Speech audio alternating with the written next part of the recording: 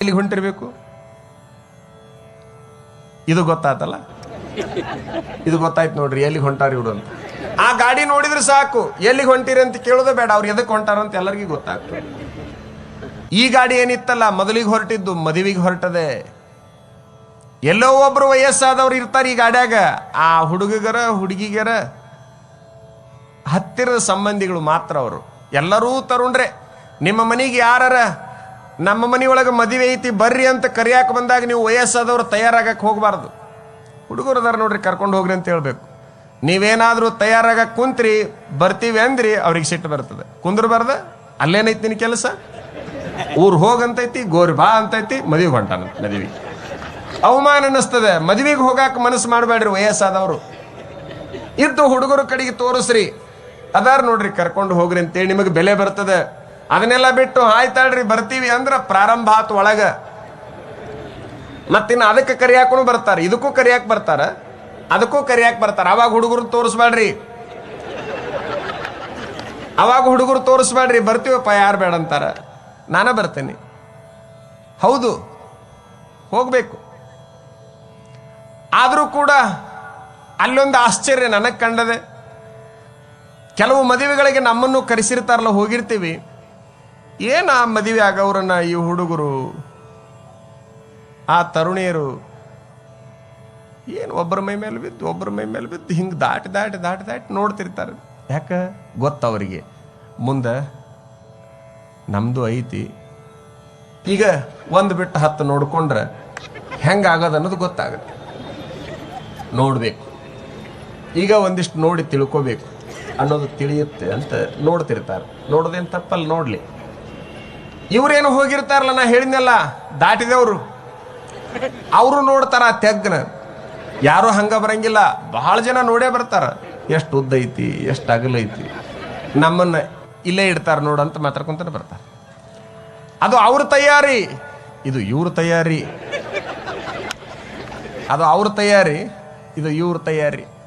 ನಮ್ಮ ನೆಹರು ಮೈದಾನಕ್ಕೆ ಸಣ್ಣ ಹುಡುಗರಿಂದ ಹಿಡ್ಕೊಂಡು ಪೂರ್ಣ ವಯಸ್ಸಾದವರೆಲ್ಲ ಬಂದಾರ. ಇಲ್ಲಿ ಒಂದು ವಯಸ್ಸಿಗೆ ಸಂಬಂಧಪಟ್ಟವ್ರು ಬಂದಿಲ್ಲ. ಕಾರಣ ಏನಂದ್ರೆ ಅವ್ರಿಗೆ ಗೊತ್ತೈತಿ ಇದು ಮದುವೆ ದರ್ಶನ ಅಲ್ಲ, ಇದು ಅಂತಿಮ ದರ್ಶನ ಅಲ್ಲ, ಇದು ಜೀವನ ದರ್ಶನ, ಎಲ್ಲ ವಯಸ್ಸಿನವರಿಗೂ ಮೀಸಲೈತಿ ಅಂತ ಹೇಳಿ ತಿಳ್ಕೊಂಡು ನೀವೆಲ್ಲ ಬಂದಿರಿ ಇಲ್ಲಿಗೆ. ನನ್ನ ಮೊಬೈಲ್ನಲ್ಲಿ ಒಂದು ಮೆಸೇಜ್ ಇದೆ, ನಿನ್ನೆ ಬಂತು. ಆನಂದ ಆಯ್ತು ನನಗೆ. ಹುಬ್ಬಳ್ಳಿ ಪ್ರವಚನಕ್ಕೆ ಬಂದಿದ್ದು ಸಾರ್ಥಕ ಆತ ಅನ್ಕೊಂಡೆ. ಅವ್ರ ಮದುವೆ ಆಗಿ 18 ವರ್ಷ ಮೇಲಾಗಿದೆ. 18 ವರ್ಷ ಮೇಲಾಗಿದೆ. ಆಶ್ಚರ್ಯ ಅಂತಂದ್ರೆ ಯಜಮಾನ ಅನಕ್ಷರಸ್ಥ, ಆದ್ರ ಆ ಕುಟುಂಬ, ಆ ಹೆಣ್ಮಗಳು ಪದವೀಧರೆ. ಮದುವೆ ಆದಾಗಿನಿಂದ ಇಲ್ಲಿ ತನಕನೂ ಒಂದು ಭಯಂಕರ ನೋವು. ಏನು? ನನ್ನನ್ನು ಅವಿದ್ಯಾವಂತನಿಗೆ ಕೊಟ್ಟು ಬಿಟ್ರು. ಮಕ್ಕಳಾದ್ರೂ ಕೂಡ ನೋವು ಹೋಗಿದ್ದಿಲ್ಲ. ಅವ್ರು ನನಗೇನು ಕಳಿಸಿದ್ರು ಅಂತಂದ್ರೆ, ಸ್ವಾಮೀಜಿ 18 ವರ್ಷದಿಂದ ನನ್ನೊಳಗಿನ ತಲೆಯೊಳಗಿನ ನೋವನ್ನ ನಿನ್ನಿನ ದಿವಸ ನೀವು ಪಾರು ಮಾಡಿದ್ರಿ. ಜೀವನ ಅಂದ್ರೇನು, ವಿದ್ಯಾ ಅಂದ್ರೇನು, ವಿದ್ಯಾವಂತ ಅಂದ್ರೇನು, ಅವಿದ್ಯಾವಂತ ಅಂದ್ರೇನು ಅನ್ನೋದನ್ನ ತಿಳಿಸಿಕೊಟ್ರಿ. ನಾನು ನೆಮ್ಮದಿಯಿಂದ ಉಂಡು ಮಲಗ್ತಾ ಇದ್ದೇನೆ ಅಂತ ಒಂದು ಮೆಸೇಜ್ ಕಳಿಸಿದ್ದಾರೆ. ಇದ್ರೊಳಗೆ ಸಾಕಲ್ಲ ತಿಳ್ಕೊಳ್ಳೋದು, ಇದೇ ದರ್ಶನ, ಬೇರೆ ಏನಿಲ್ಲ. ಒಂದಿಷ್ಟು ತಿಳ್ಕೊಳ್ಳೋದು, ಇನ್ನೊಂದಿಷ್ಟು ಬದಲಾವಣೆ ಆಗೋದು, ಇದೇ ದರ್ಶನನೇ ಹೊರತಾಗಿ ಮತ್ತೊಂದು ಯಾವುದು ಅಲ್ಲ ಅನ್ನುವಂತಹದ್ದು. ಇವೆಲ್ಲ ಏನದವಲ್ಲ, ನಾನು ನಿಮಗಾಗಲೇ ಒಂದು ಉದಾಹರಣೆಯನ್ನ ಕೊಟ್ಟೆ. ಕನ್ನಡಿ ತೋರಿಸ್ತದೆ, ತಿಳ್ಕೊಂಡು ತಿದ್ದಿಕೊಳ್ಳೋದು. ಇಲ್ಲಿ ಶಾಸ್ತ್ರ ನಿಮಗೆ ಹೇಳ್ತದೆ, ಹೀಗೆ ಅಂತ ಹೇಳ್ತೈತಿ, ಅದನ್ನು ಬದಲಾವಣೆ ಮಾಡಿಕೊಳ್ಳೋದು. ಇವು ಯಾವ ಶಾಸ್ತ್ರಗಳು ನಮ್ಮ ಜೋಡಿ ಬರ್ತಾವೇನು? ದಾರಿ ತೋರುವ ಕಲ್ಲು ದಾರಿಕಾರನ ಜೊತೆಗೆ ಸೇರುವುದೇ ಪಯಣದಲ್ಲಿ. ಜೀವನದ ಪಥವ ತೋರುವ ದರ್ಶನವೋ ದಾರಿ ತೋರಲು ಮಾತ್ರ. ಕಿಲೋಮೀಟರ್ ಕಲ್ಲು ಐತಲ್ಲ, ಗದಗ ಇಷ್ಟು ಕಿಲೋಮೀಟರ್ ಅಂತ ಹೇಳುತ್ತೆ, ಧಾರವಾಡ ಇಷ್ಟು ಕಿಲೋಮೀಟರ್ ಅಂತ ಹೇಳುತ್ತೆ, ಈ ಕಡೆ ಹಾವೇರಿ ಇಷ್ಟು ಕಿಲೋಮೀಟರ್ ಅಂತ ಹೇಳುತ್ತೆ. ಅದು ನಿಮಗೆ ಕೂಡ ಬರಂಗಿಲ್ಲ, ಅದು ಅಲ್ಲೇ ಇರೋದೇ. ಅದನ್ನು ತಿಳ್ಕೊಂಡು ಹೋಗ್ತಾ ಇರ್ಬೇಕು ನೀವು. ಹಾಗೆ ನೀವು ಗುರಿ ಮುಟ್ಟೋ ತನಕ, ಊರು ಮುಟ್ಟೋ ತನಕ ಹೋಗ್ತಾ ಇರಬೇಕು. ಹೇಗ ಒಂದು ಆ ಕಿಲೋಮೀಟರ್ ಗಲ್ ಅಂತ ಏನಿರ್ತದಲ್ಲ, ಕೇವಲ ತೋರಿಸಲಿಕ್ಕೆ ಇರ್ತದಲ್ಲ, ಈ ಎಲ್ಲ ವಿಚಾರಗಳು ಕೇವಲ ನಿಮಗೆ ತಿಳ್ಕೊಳ್ಳಿಕ್ಕೆ ಅದಾವೆ. ಇವನ್ನ ತಿಳ್ಕೊಂಡು ಮುಂದೆ ಹೋಗ್ತಾ ಇರೋದು. ಅದೇ ಜೀವನ ಅನ್ನುವಂಥದ್ದು ಮತ್ತೊಂದೇನಿಲ್ಲ. ದರ್ಶನ ಅಂದರೆ ಬೇರೆ ಯಾವುದೂ ಅಲ್ಲ. ರಾಮ ವಸಿಷ್ಠರ ಹತ್ರ ಮೊದಲನೇ ಸಾರಿ ಹೋಗಿ ದೀರ್ಘದಂಡ ನಮಸ್ಕಾರವನ್ನು ಹಾಕಿ ಕೈ ಮುಕ್ಕೊಂಡು ವಿನೀತ ಭಾವದಿಂದ ಪ್ರಸನ್ನವದನಾಗಿ ನಿಂತುಕೊಂಡ. ಆ ಕೈ ಮುಗಿದು ನಿಂತಿರುವಂತಹ ಶ್ರೀರಾಮನಿಗೆ ವಸಿಷ್ಠರು ಕೇಳ್ತಾರ, ಯಾರು ನೀನು ಅಂತ. ಯಾರು ನೀನು ಅಂತ ಕೇಳಿದ್ರೆ ಎಲ್ಲರೂ ಹೇಳುವಂಗ ನಾನು ಶ್ರೀರಾಮ ಅಂತ ಅಂದಾತ. ವಸಿಷ್ಠರು ಅಂತಾರ, ನಿನ್ನ ಹೆಸರೇನು ಅಂತ ನಾ ಕೇಳಿಲ್ಲ, ಯಾರು ನೀನು, ನೀನು ಯಾರು? ಅರೆ ನಾ ಶ್ರೀರಾಮ್ ರೀ, ಅದನ್ನಪ್ಪ, ನಾ ಹೆಸರು ಕೇಳಿಲ್ಲ, ನೀನು ಯಾರು? ಇವರಿಗೆ ತಿಳಿತಾ ಇದ್ದಂಗೆ ಕಾಣೋದಿಲ್ಲ ಅಂತೇಳಿ ತಿಳ್ಕೊಂಡು ನಾನು ದಶರಥ ಮಹಾರಾಜನ ಮಗ,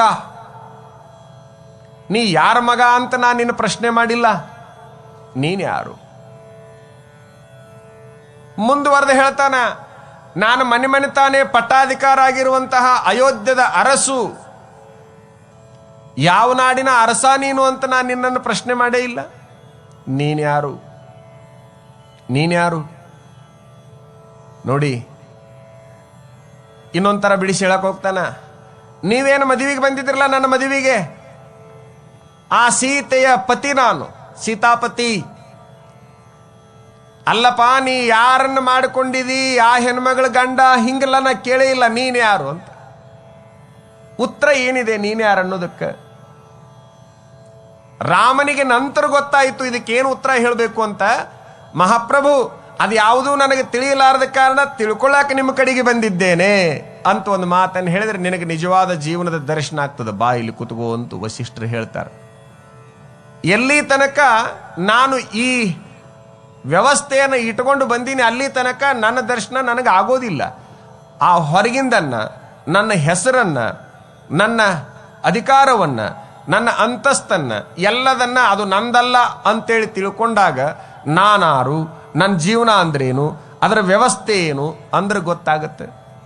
ಈ ತತ್ವ ಇರೋದು ನನ್ನನ್ನು ನಾ ತಿಳ್ಕೊಳ್ಳಿಕ್ಕೆ ಅನ್ನುವಂತಹದ್ದನ್ನು ಎಲ್ಲರೂ ಬಹಳ ಸೂಕ್ಷ್ಮವಾಗಿ ಅವಲೋಕನ ಮಾಡಬೇಕಾಗಿರುವಂತಹದ್ದು.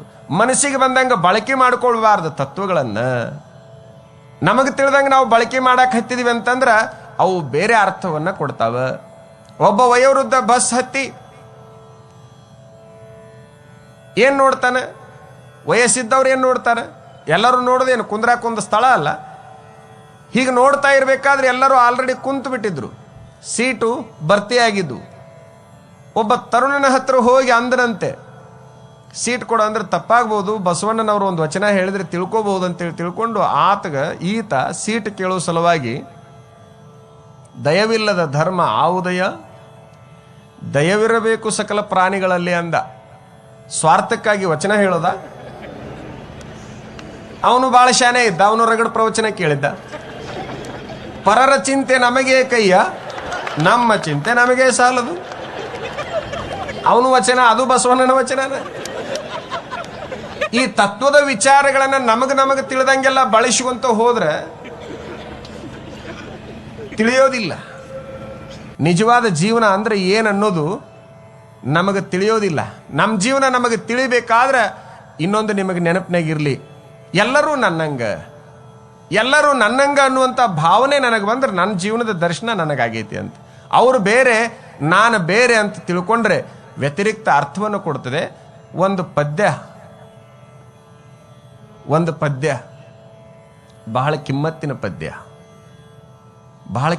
ಪದ್ಯ. ಮಡಿವಾಳಪ್ಪ ಏನು ಹೇಳ್ತಾನ? ತನ್ನ ತಾನು ತಿಳಿದ ಮೇಲೆ ಇನ್ನೇನಿನ್ನೇನೋ, ತನ್ನ ತಾನು ತಿಳಿದ ಮೇಲೆ ಇನ್ನೇನಿನ್ನೇನೋ, ತನ್ನಂತೆ ಸರ್ವರ ಜೀವ ಮನ್ನಿಸಿ ಮುಖಾದ ಮೇಲೆ,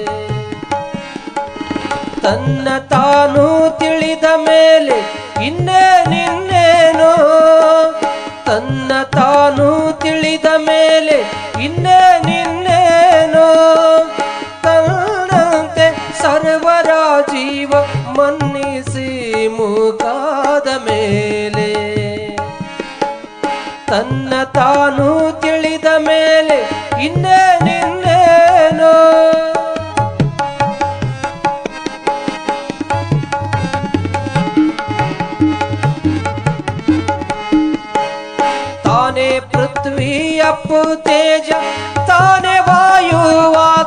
ಪರಶಿವಾತ್ಮ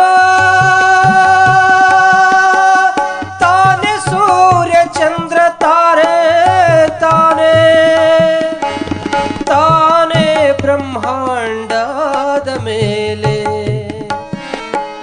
ತನ್ನ ತಾನು ತಿಳಿದ ಮೇಲೆ ಇನ್ನೇ ನಿನ್ನೇನೋ ಇನ್ನೇ ನಿನ್ನೇನೋ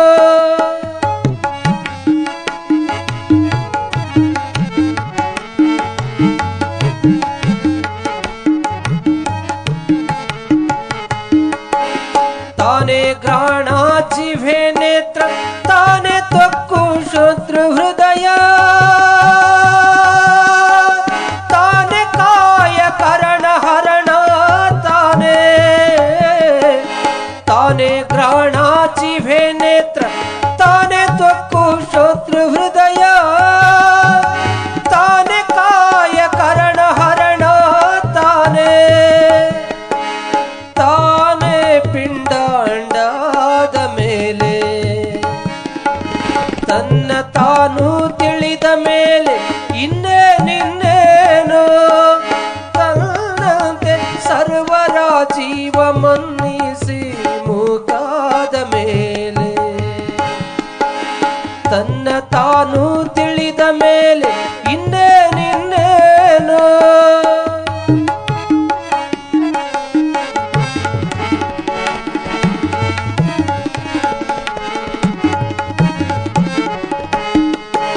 ತಾನೇ ಹೆತ್ತ ಸತ್ತ ಅತ್ತ ತಾನೇ ನಿತ್ಯ ನೃತ್ಯ ಸತ್ಯ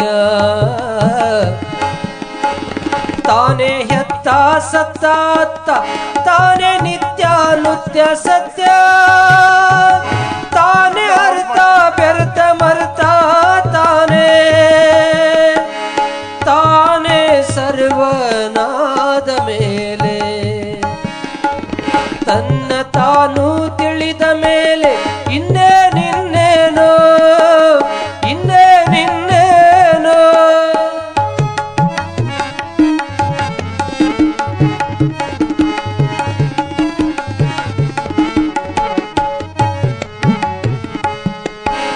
ತಾನೇ ನೀನು ನೀನೇ ತಾನು ತಾನೇ ಅಲ್ಲ ತಾನೇ ಇಲ್ಲ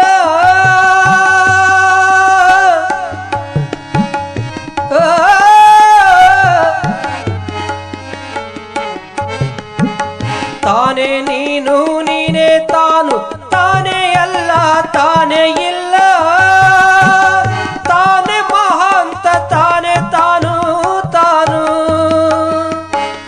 ತಾನೇ ನೀನು ನೀನೇ ತಾನು ತಾನೇ ಅಲ್ಲ ತಾನೇ ಇಲ್ಲ ತಾನೇ ಮಹಾಂತ ತಾನೇ ತಾನು ತಾನು ಏನು ಏನು ದಾದ ಮೇಲೆ ತನ್ನ ತಾನು ತಿಳಿದ ಮೇಲೆ ಇನ್ನೇ ನಿನ್ನೇನೋ ತನ್ನಂತೆ ಸರ್ವರ ಜೀವ ಮನ್ನಿಸಿ ಮುಖಾದ ಮೇಲೆ ತನ್ನ ತಾನು ತಿಳಿದ ಮೇಲೆ ಇನ್ನೇ